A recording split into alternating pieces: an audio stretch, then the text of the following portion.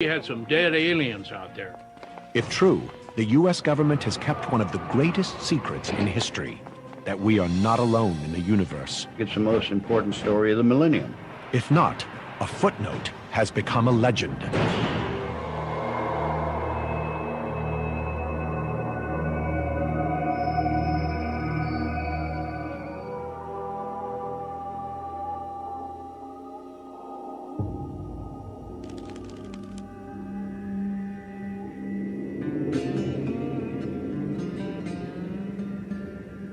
In the summer of 1947, rancher Mac Brazel came across some unusual debris in one of his fields.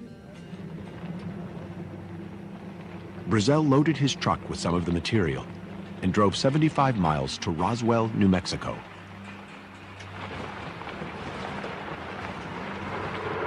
Tell what it is. Life's thin, you can't move. He took it to show Sheriff George Wilcox. While he was there, local radio reporter Frank Joyce called in to see if the sheriff had any good stories. Yeah, Sheriff Wilcox, this is Frank Joyce. How's it going? The officer passed the phone to Mac Brazel. He told the radio reporter that he might have found the remains of a flying saucer.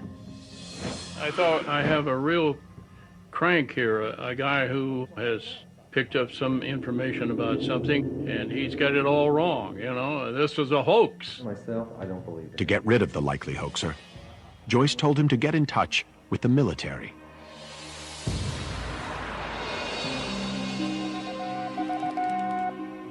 Welcome back. This is Frank Joyce with KGFL, Roswell, New Mexico's East. 2 days later, Frank Joyce received a visitor. It was Lieutenant Walter Hote, press officer for America's only nuclear bomb squad, the 509th, stationed at Roswell. He owed me a story. I had complained to him recently about he had given a story to somebody else, and I'd been left off the list. So he brings this in. I picked it up, and as I glanced, I knew instantly it was the man on the phone. The press release stated that U.S. Army Air Corps had recovered a flying disc from a ranch north of Roswell. Frank Joyce drew only one conclusion. The U.S. Army Air Corps says they have a flying saucer. It's got to be from outer space. This just in, ladies and gentlemen. Joyce broadcast the extraordinary story to his local audience. It was possibly the biggest news scoop of all time. It's still the only time in the history of the United States where the government has said, we've got a flying saucer. Headline edition, July 8, 1947. The Army Air Forces has announced that a flying disc has been found and is now in the possession of the Army. The release revealed few other details. It said that a local couple had seen an unusual craft in the sky on July 2nd. A Major Jesse Marcel had recovered the debris, and it was now being taken to higher military headquarters. The incredible story was quickly picked up by Associated Press and released around the world.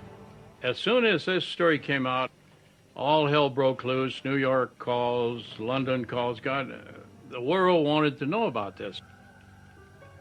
The concept of flying discs or flying saucers had caught the world's attention just 2 weeks earlier. On June 24th, a respected pilot, Kenneth Arnold, reported seeing 9 objects flying over Mount Rainier like saucers skipping over a pond. Well, at about 2:15, I took off from Chehalis, Washington, and I noticed to the left of me a chain which looked to me like the tail of a Chinese kite. They looked something like a pie plate that was cut in half with a sort of a convex triangle in the rear. Even though Arnold described the craft as having bat-like wings, the image of a flying saucer lodged with the public, and the term stuck. Over the next few weeks, hundreds of sightings of these new flying saucers were reported. The breaking news that one had been recovered near Roswell would at last unravel a mystery on the minds of anxious millions. What were these craft? How did they travel so fast? And were they from this planet or another? I don't believe that it was anything belonging to the United States. I don't believe it was anything belonging to Russia.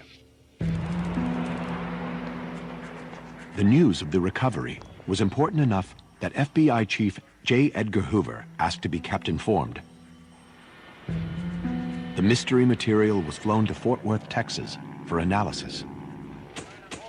4 hours later, a press conference was called by Base Commander General Roger Ramey. He told the media that contrary to earlier reports, the debris was from nothing more than a weather balloon, and certainly not a flying saucer. Major Marcel, who had collected the material, posed with the mundane-looking debris. The public quickly accepted the military's explanation. Most people don't realize that back 60 years ago, things were a lot different than they are today. If you were told by the government that it was a pink elephant, you would accept that.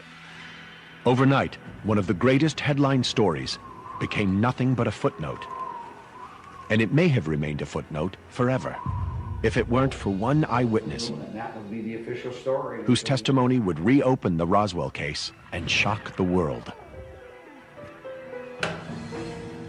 So, tell me what happened back in 1947.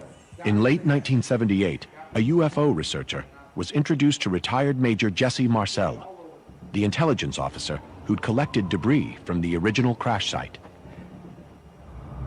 I went down and visited him when I was in Florida. Got firsthand testimony from him, sitting closer than you and I are right now. And it was very impressive. They told me Marcel declared that there had been a cover-up. a weather balloon that had crashed up there.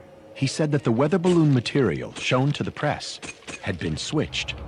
What he'd found in Roswell in 1947 was not from this planet. This foil-like material that you could fold and fold and fold again, it would unfold on its own. Memory metal. Very thin, very lightweight. You couldn't cut it. The I-beams, the weight of balsa wood, but it wouldn't burn. This stuff wouldn't cut. Had strange symbols on it. I don't know what it was. Maybe it was a spaceship. Maybe there were aliens out there. I don't know. But I know it wasn't a weather balloon. Although the interview first came out in the National Enquirer, Jesse Marcel was certainly no crank. It was the intelligence. Today, Roswell, New Mexico is the UFO capital of the world.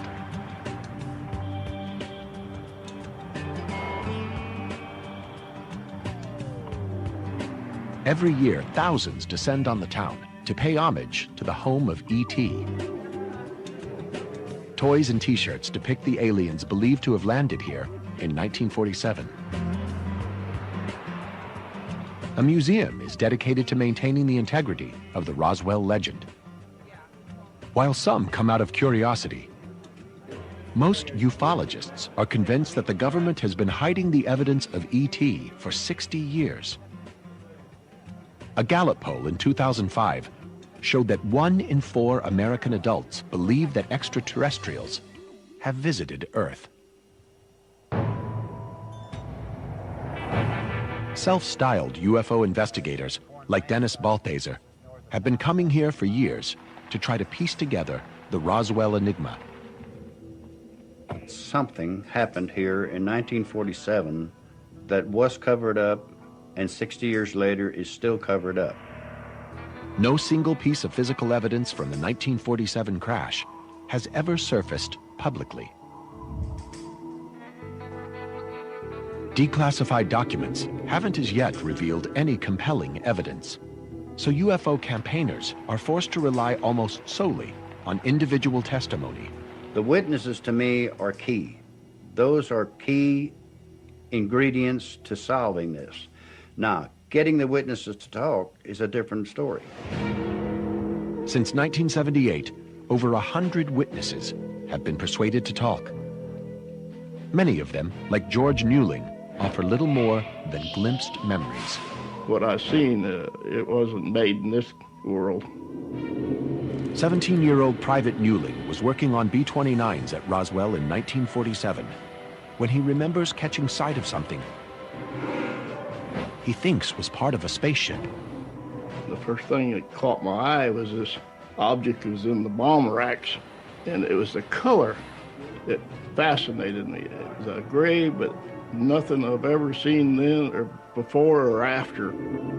Testimonies like this, made decades after the event, have been pieced together to tell the Roswell legend in a series of sensational books.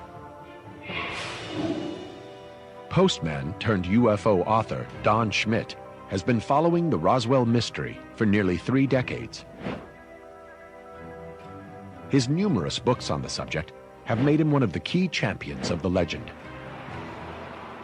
Schmitt's witnesses have convinced him that the government actually recovered a flying saucer back in 1947. All of our witnesses are telling us it was the first press release. That was the correct one. They recovered the flying saucer. Thanks to these accounts, the UFO community often cite Roswell to be the best proof that extraterrestrials have been here. But they face a wall of scientific disagreement. Eyewitness accounts are completely unreliable. And we know this from a huge amount of research done in the 1990s following the false memory, recovered memory business of people recovering memories of things that happened decades before that in fact never happened. The legend begins with why aliens noticed Earth in the 1940s. What is the one specific intelligence signal that is still traveling out through our galaxy? And that's that first atomic bomb flash from June of 1945. And it still took them 2 years to get here. And they appeared to have arrived in mass to some degree in the summer of '47. In fact, the first signals in space were a decade earlier with the advent of radio and television.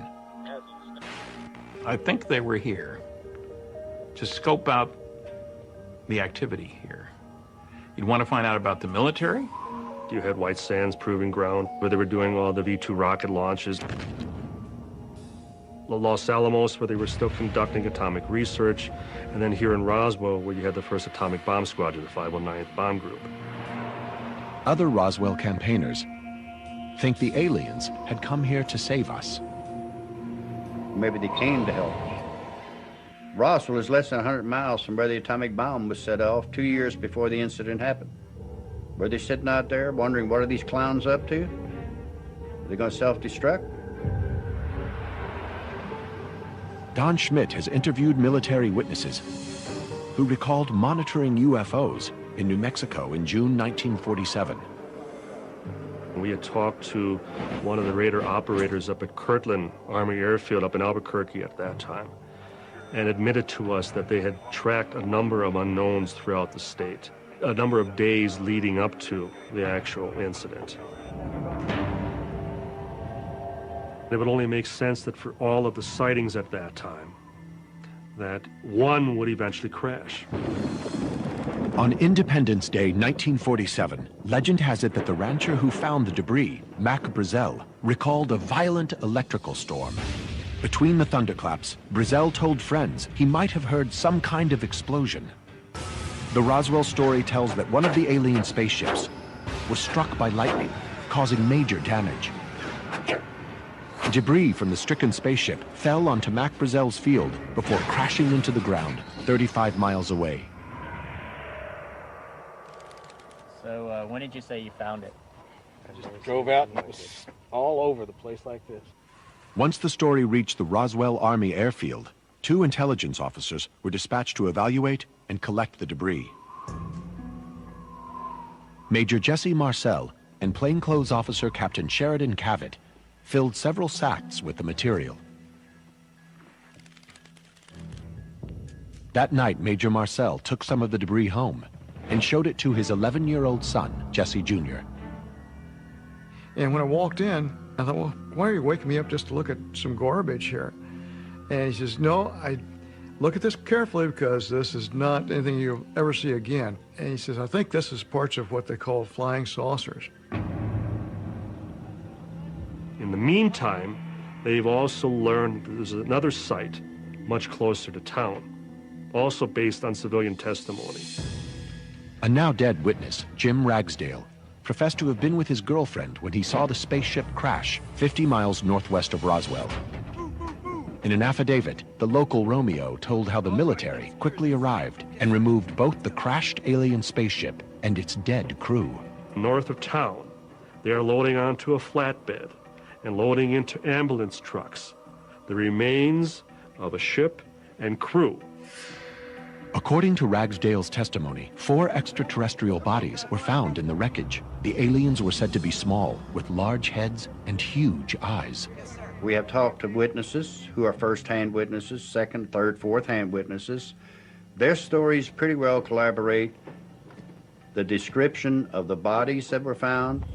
It's probably this. Radio reporter Frank Joyce remembers that Mac Brazel told him there were alien bodies at the first debris site. The key question I asked him was, look, were there any passengers? He said, yes, there were little people. They were not human, and they were dead. In other words, he had some dead aliens out there. If any of these reports were accurate, a crashed alien craft and its dead crew were now in the hands of the U.S. military. Several witnesses claimed the military then took the debris and bodies to Hangar 84 at Roswell's Army Airfield. We've heard of military surrounding the hangar, the debris and bodies. Inside the hangar, guarded, military outside with weapons. I have interviewed a witness who claims to have seen a body in the hangar where the debris was taken prior to being shipped to Wright Field up in Ohio. Wright-Patterson Airfield in Ohio is a top-secret military base for examining enemy aircraft. Only second-hand testimony exists of alien materials being flown there, but it has become an accepted part of the Roswell legend. Back in Roswell, eyewitnesses, like Jim Ragsdale, testified that there was a huge recovery operation. 50 to 60 troops are up at the debris field on hands and knees, shoulder to shoulder, picking up every last shard of that wreck. Yeah, that's good. The Roswell defenders also claim that as part of the cover-up, the military ransacked media offices. We have numerous accounts from the radio stations as well as the newspapers describing how military MPs went from office to office, confiscating, ransacking desks and file cabinets. UFO promoters report that a number of witnesses, like rancher Mac Brazel, were threatened to keep the story quiet. And when he's finally allowed to return home, he's sworn to secrecy. He was, by all accounts, a broken man. It's quite clear that the government resorted to very extreme measures in keeping this quiet. The Roswell legend only came to life in the late 1970s, 30 years after the fact. But strangely, it follows almost the exact same storyline as a 1950s UFO hoax. Coincidence or not? In 1938, Orson Welles dramatized The War of the Worlds for a nationwide radio audience. Welles's performance was so convincing that thousands ran terrified into the streets, believing they were already under attack from robotic Martians. The War of the Worlds phenomenon is no different in principle than any mass hysteria. This is how they work. An idea gets planted, it gets started in some form of medium communication, people hear it, and they start talking about it, then the panic builds. Ever since Welles's broadcast, the threat of alien visitors from outer space has been part of popular culture. But in 1945, a much greater threat came from the skies. The fear of a nuclear war was suddenly very real. The Cold War was upon us. We were deathly afraid of the Russians and hydrogen bombs and attacks of all sorts. Then, to add to public fear, in June 1947, there were hundreds of sightings of unidentified flying objects. What were they, and who did they belong to?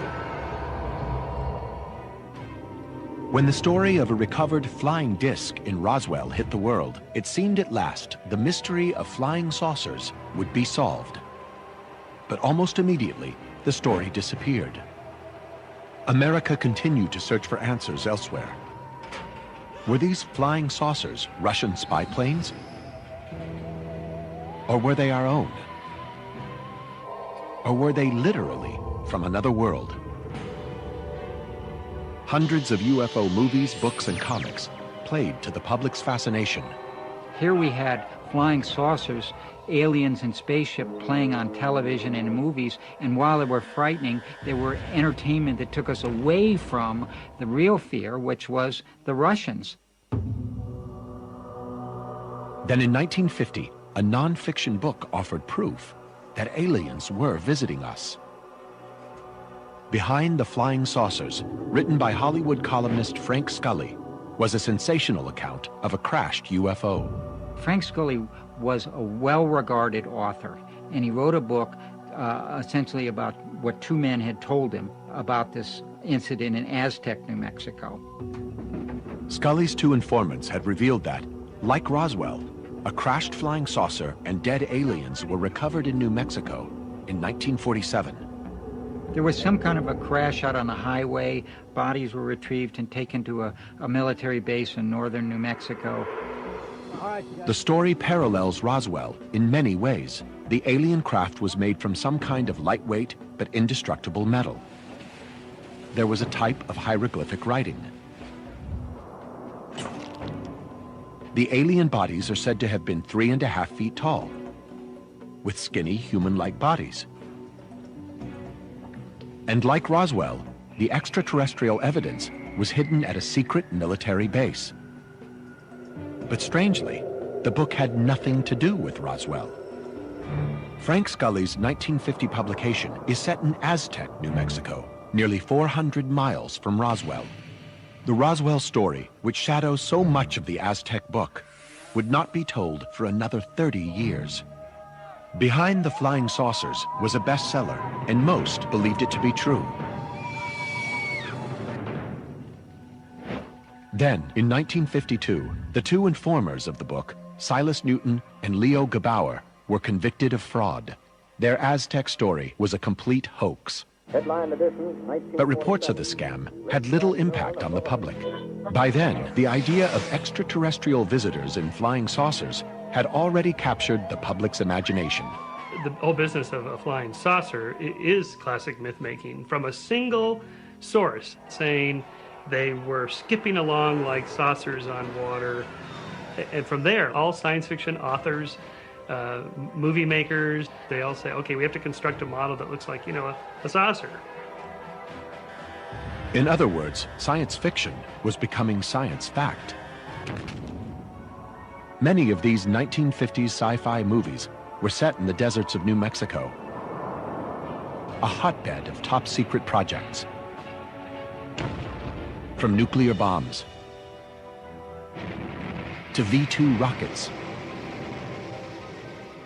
to experimental crafts and other deadly weapons.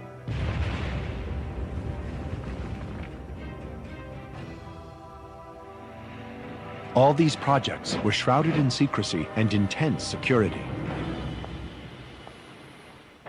When a V-2 rocket crashed in Alamogordo, New Mexico, it created a massive military operation.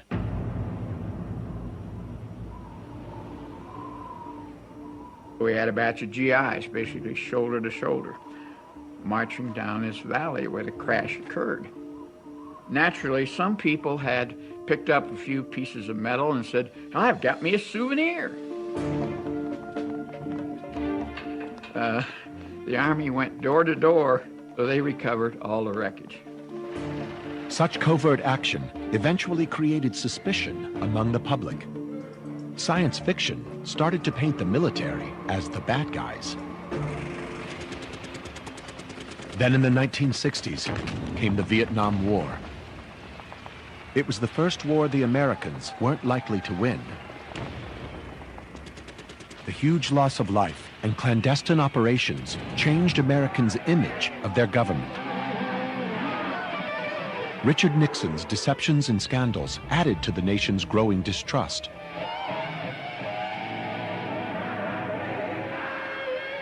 What else was the government covering up? Anything seemed possible, even extraterrestrials. Against this backdrop of mistrust, conspiracy rumors grew that the military was hiding alien technology at secret military bases. Secret places like the Wright-Patterson Air Force Base and especially Area 51 are like Rorschach ink blots on our imaginations to just see what it is we want to see that's in there, because you're not going to get in there. How can we check and find out? So that allows the imagination to just run amok.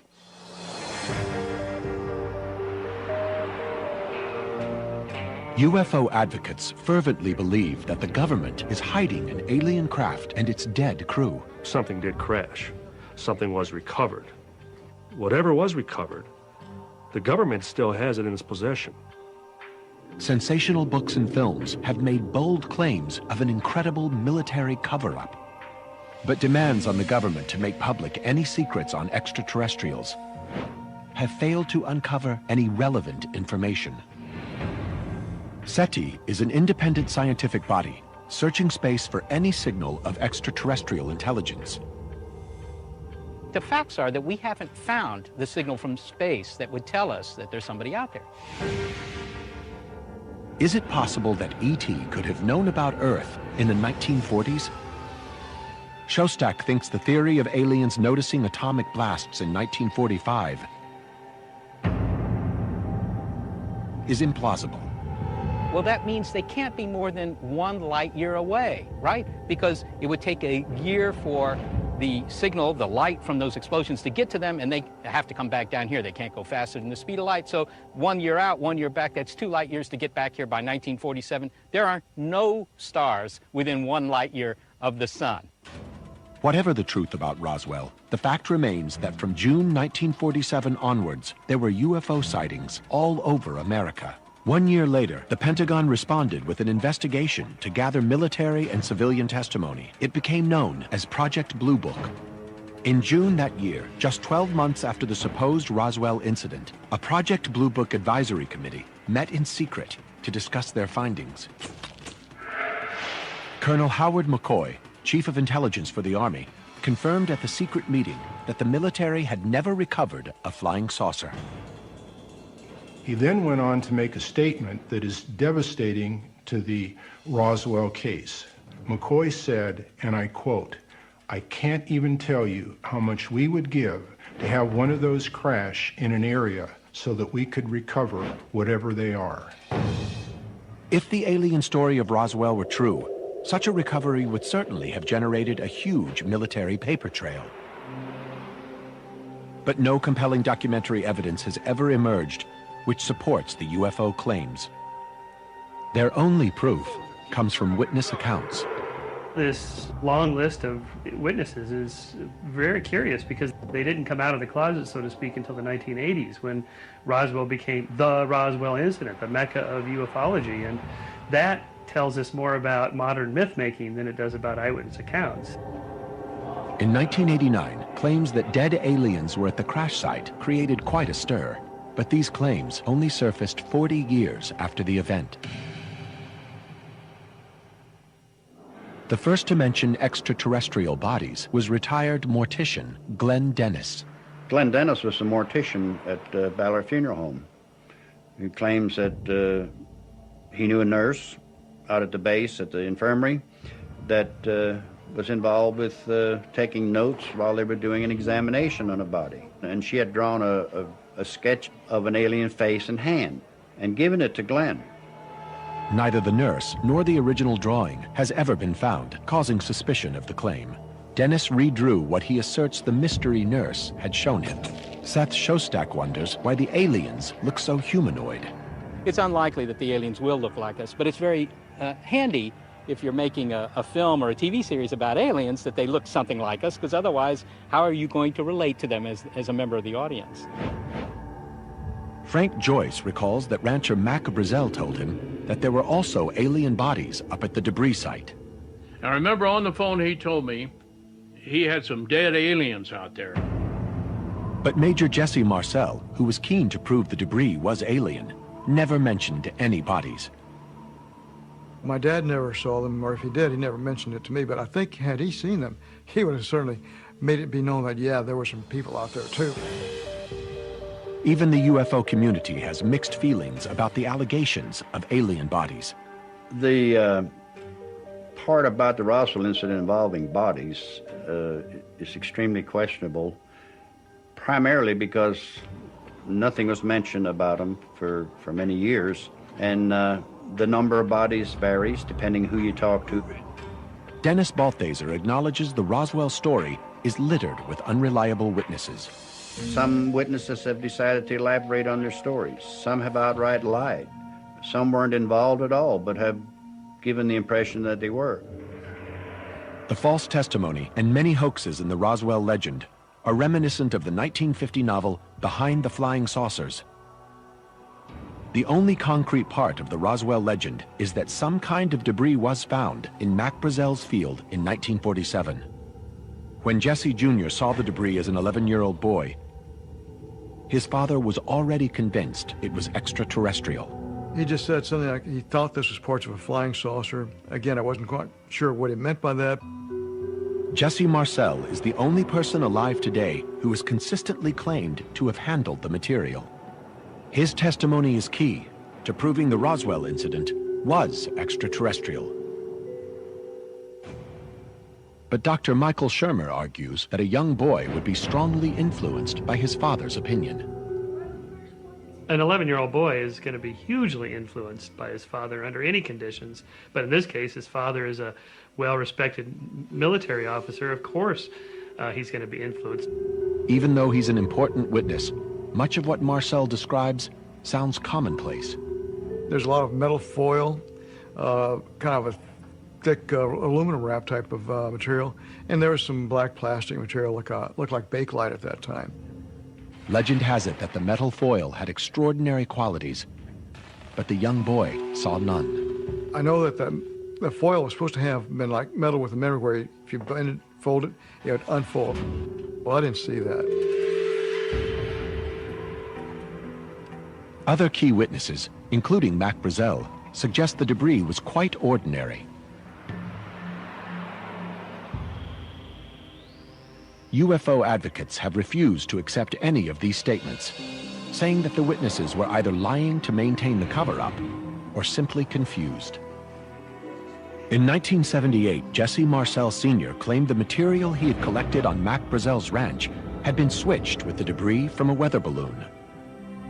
Major Marcel said until the day he died that what was on the floor was not what he brought in from Roswell, New Mexico. To ufologists, that explains why the debris in press photos looked like a weather balloon, not a flying saucer. But amazing new testimony from Marcel's own son suggests the Major thought the debris reporters saw actually was part of an alien spaceship. There's one curious element, though. My dad said that the reporter saw only a very small part of the real thing. So does that mean that in that mix-up of a balloon wreckage, was there parts of the real stuff in there?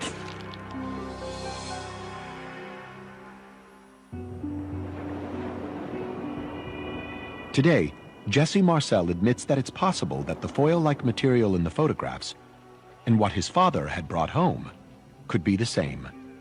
You know, the foil did not have the paper backing. Could have been confused with the foil that I saw.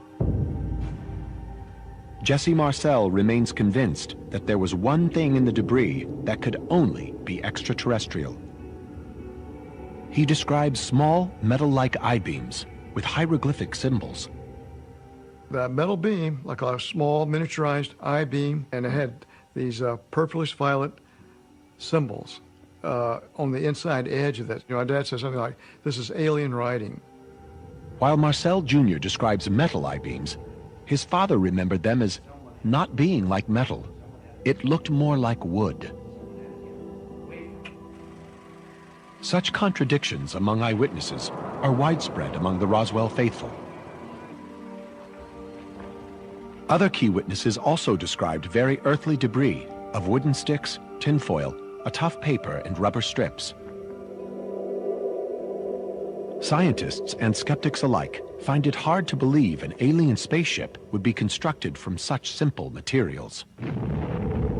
If you're going to go from one star system to another, you need a craft that can go a fair fraction of the speed of light. It has to go tens, maybe 100,000 miles a second. Well, a craft like that is going to have enormous engines. It's going to be something that's going to, probably be the size of an ocean liner. This is not going to be a little, souped-up motorbike. While the physical abilities of this material remains in question, almost all the key witnesses made reference to seeing unusual markings. Jesse Marcel described seeing alien hieroglyphs on small metal I-beams. I have to believe this was something from another civilization. I'm absolutely convinced of that. The Marcels both think they saw alien hieroglyphics.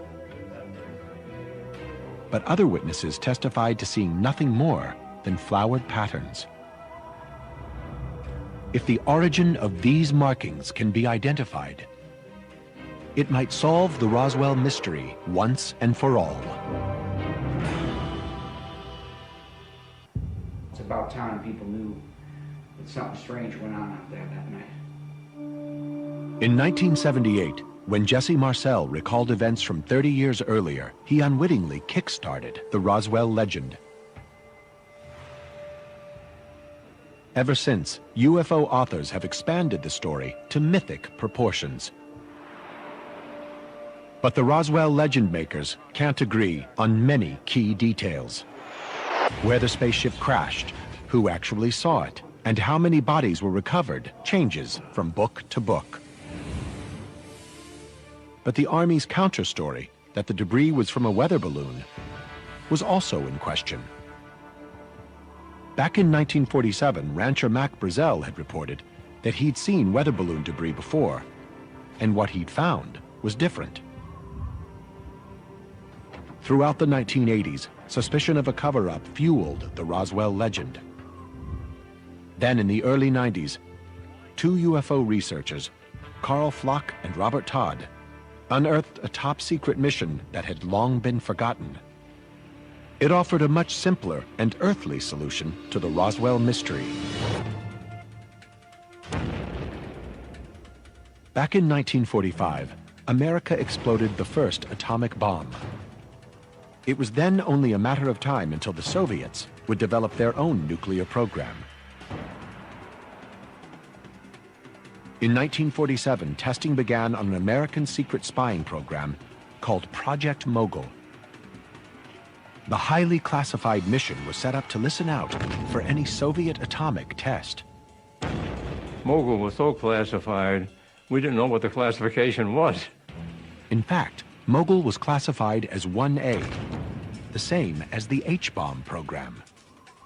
Project Mogul would use some 50 large rubber balloons to carry listening devices called transponders into the higher atmosphere. Up here, sound moved much quicker, and a nuclear explosion could, in theory, be detected, even on the other side of the world. I know it worked because I saw a beautiful signal come in one day from the Pacific, and it was an American nuclear bomb explosion, and I was tracking it right here in New Mexico. In 1947, B.D. Gildenberg was a young engineering undergraduate at New York University when the military commissioned his department to work on Project Mogul. The Mogul team started to gather the materials needed for the project. One item that they farmed out to a Brooklyn toy manufacturer was the kite-like radar reflectors, called Raywin targets. These would be used in order to track the balloon's movements, and the team needed hundreds of them. They were essentially six-pronged kites with a balsa wood frame, covered with silver foil, and backed with strong white material.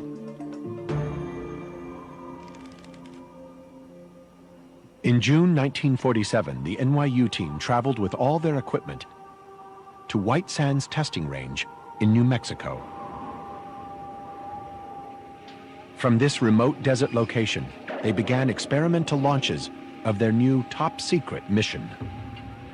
This was the first time that constant level balloons were used in the United States, which we were still learning about and still experimenting with. On the 4th of June, test flight number 4 was launched in mid-afternoon.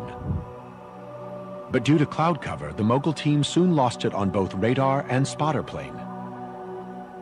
As it drifted northeast towards Roswell, The free-trailing device was some 600 feet long, twice the height of the Statue of Liberty. With up to 50 large balloons, 9 shiny Raywin targets, ballast controls, and transponders, it would have looked very different from a weather balloon.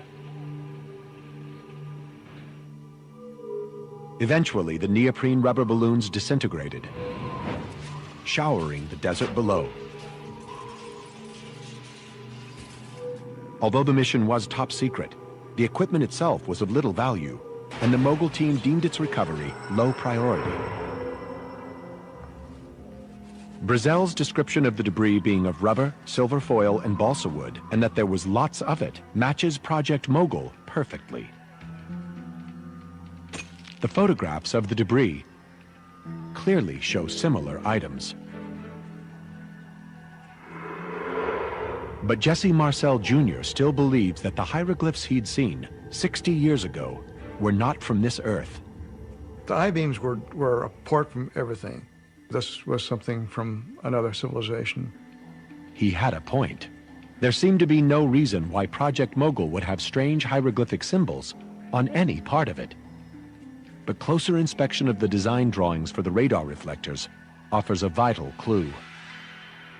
The paper-backed foil needed to be secured to the balsa frame with both glue and Scotch tape.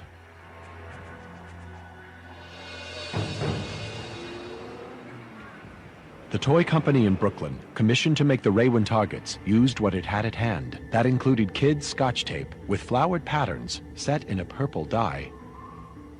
After a few days in the desert sun, the Scotch tape would have peeled off and blown into the desert.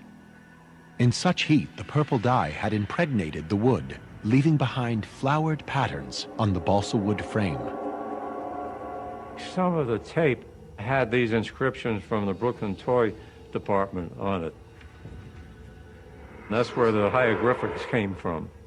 And it was really nothing very exotic. Today, science sees Roswell as little more than myth-making.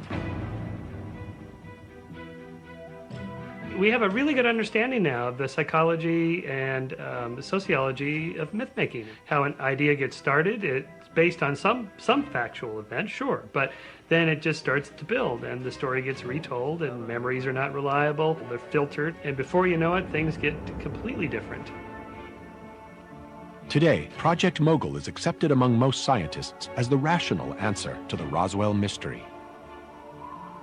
New testimony suggests that Project Mogul and its successors may have also been responsible for the entire UFO phenomenon. From June 1947 onwards, hundreds of top-secret high-altitude balloons were launched all over America. The balloons and payloads were ever more bizarre. B.D. Gildenberg believes that these balloons were what many people were mistaking for alien crafts. I remember the CIA being at some of our launches, and they were the ones who were pushing this. Said, yeah, let these remain UFO reports as a cover-up for all these secret programs that were coming on board. If Roswell is nothing more than a myth, why have a quarter of American adults been taken in by it? We do tend to believe things that are kind of titillating, exciting. The idea that there's beings around, maybe they're even here now, just in orbit with stealth technology, and they're watching us, they're taking care of us. All that is very compelling. But when we actually go and check, and it turns out not to be true, then it's time to move on to something else. What we now know about Roswell is that Mac Brazel did discover debris in his field, and just as he reported, it wasn't a weather balloon. The government did cover up the truth. Project Mogul was a Category 1A top-secret spy mission, crucial to national security. It did cause a moment of excitement, because no one outside of Project Mogul had seen that configuration of a balloon device before. The local army probably did overreact, as they had no idea how sensitive the project or the material was. Wright-Patterson Airfield still remains a top-secret military base responsible for examining strange craft, but of foreign planes, not of ET. UFO spokespeople have already dismissed Project Mogul as bogus, just another government smokescreen. They remain convinced that somewhere under lock and key is a secret X-file that outlines an incredible story. That alien spaceships traveled through the galaxy to save humanity, only to crash in the desert outside Roswell.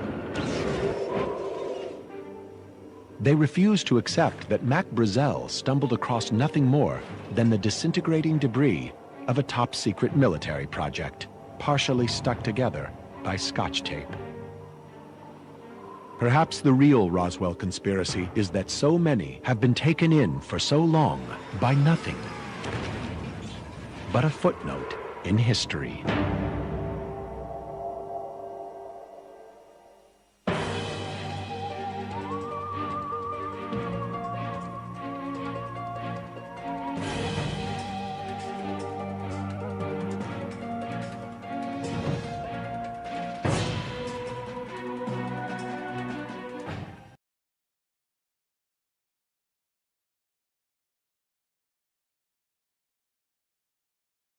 Whenever the skeptics, challenge us, well, why is it you don't have any whistleblowers regarding the topic of UFOs, or more specifically Roswell?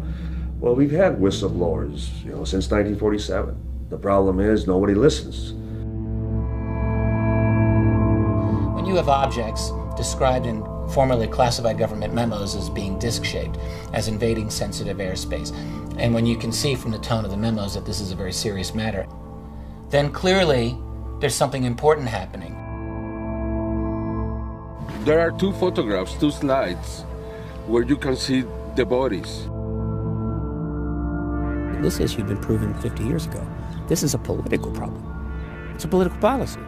You can't solve it with science. You have to solve it with political engagement. We have a significant proof for the Roswell event as an extraterrestrial event. What the world is going to do with it is up to the world.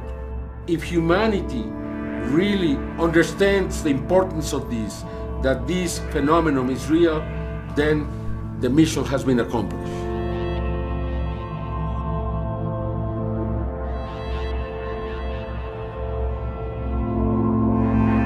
There's no other conclusion for me to draw than the conclusion that I must be going in the right direction. I must be getting close to something that they don't like.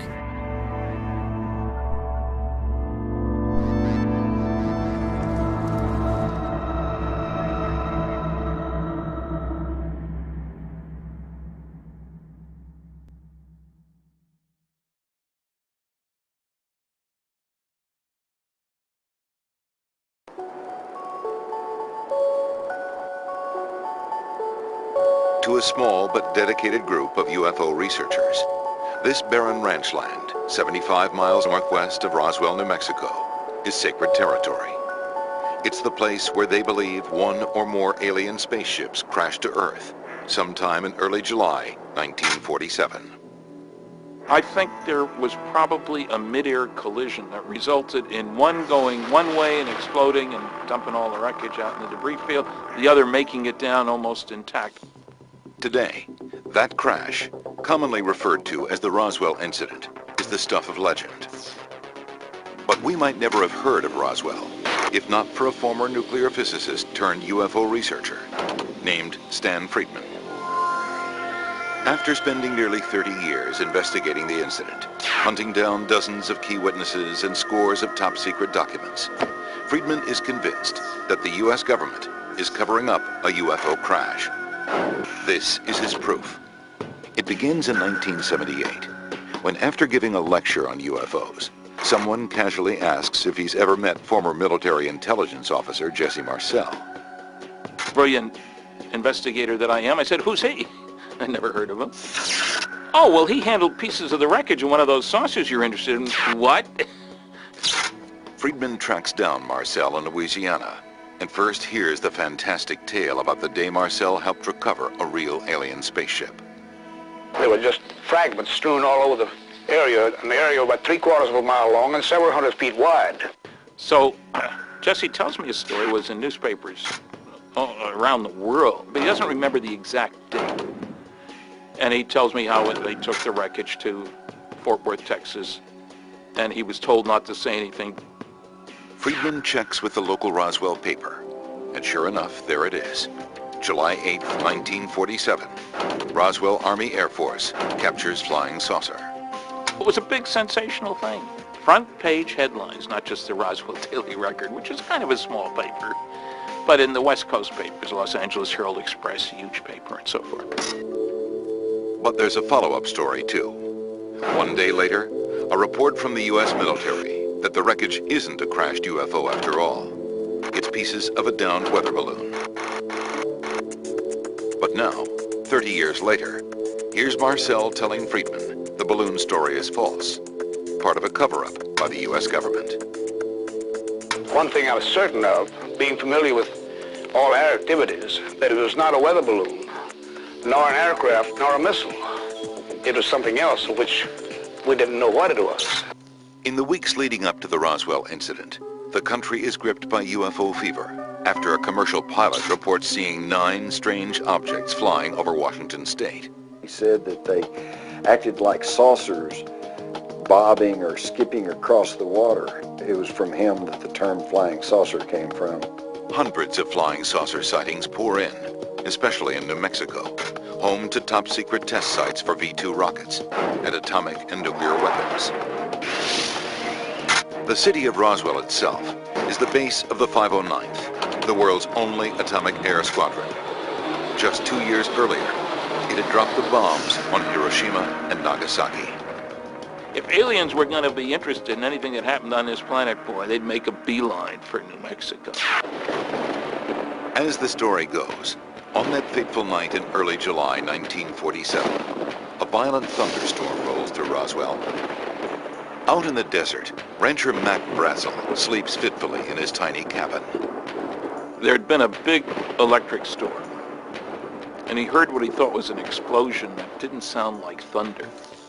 The next morning, Brazel checks on his animals and notices they won't cross a pasture. He goes for a closer look and stumbles across debris littered over a large field. And he finds this huge amount of stuff, strange material, covering an area hundreds of feet wide by almost 3/4 of a mile long. The material is odd, lightweight, but incredibly strong. Brazel carries a few pieces to his neighbor's ranch. Kind of a tan, light brown plastic. Brazel mentions other debris, items covered with strange writing. He said the writing wasn't like Japanese writing, but it was, I imagine, more like hieroglyphics or something like that. The strangest material looks like aluminum foil, but with a weird ability to return to its original shape. If you picked it up and folded it, it would unfold. And if you folded it several times, it would still unfold. And you couldn't tear it. Brazel drags some of the debris to a shed. A few days later, he's on the phone with Frank Joyce, a local DJ and radio reporter.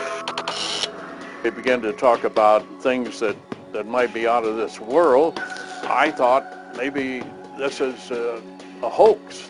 During the conversation, Joyce says Brazel mentions finding bodies in the wreckage. And one thing that he mentioned on the phone was the horrible odor that was with these bodies. Thinking Brazel might be insane, Joyce tries to end the call. I advised him to go to the U.S. Army Air Corps because they are flyers and will know what to do about anything that flies. Brazel does call Roswell Army Airfield. Major Jesse Marcel answers the phone. Marcel reports the call to his commanding officer, who orders him and a counterintelligence officer to go investigate. He says, go out with him because the rancher said there's a whole mess of this stuff out there, and nothing that he brought in was conventional. At the ranch, Marcel is also puzzled by the debris. He gathers it up and heads back to Roswell. He's so excited by the potential discovery, he stops by his home after midnight and wakes his wife and 11-year-old son, Jesse Jr. He said something like, this is parts of what we feel is a flying saucer. Jesse Marcel Jr. is a doctor and colonel in the U.S. Army Reserves. He just got back from Iraq.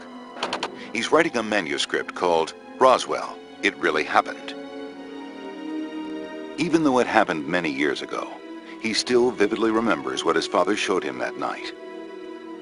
I picked up the material and I noticed it had a very strange quality to it. It was very light. I didn't try to bend it or tear it, but I just kind of looked at it and just kind of wondered what this was. Marcel's father continues on to the base to report his findings to his superiors. The next morning, the base commander orders the public information officer to write a press release about the incident. He gave me exactly what he wanted in the press release, that we had in our possession a flying disc. The story hits the airwaves, creating an instant sensation. Headline edition, July 8, 1947. The Army Air Forces has announced that a flying disc has been found and is now in the possession of the Army. But almost as quickly begins what appears to be a government cover-up. From the time that story came out, I felt that someone somewhere was trying to stop every last word of this story.